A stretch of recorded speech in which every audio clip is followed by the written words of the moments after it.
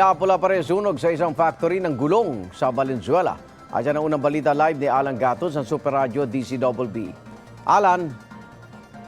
Igan, tinupok ng apoy ang isang bahagi ng paggawa ng gulong dito sa Dingunan, Valenzuela City. Ayon sa Bureau of Fire Protection, nagsimula ang sunog kaninang bago mag-alas 4 ng umaga.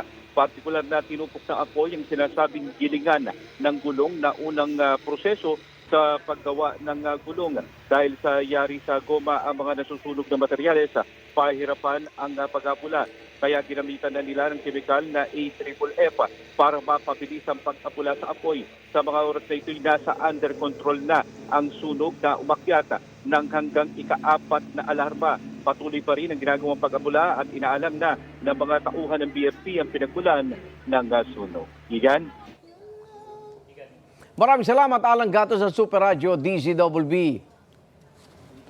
Igan, mauna ka sa mga balita. Mag-subscribe sa GMA Integrated News sa YouTube. Sa mga kapuso abroad, subaybayan nyo kami sa GMA Pinoy TV at sa www.gmanews.tv.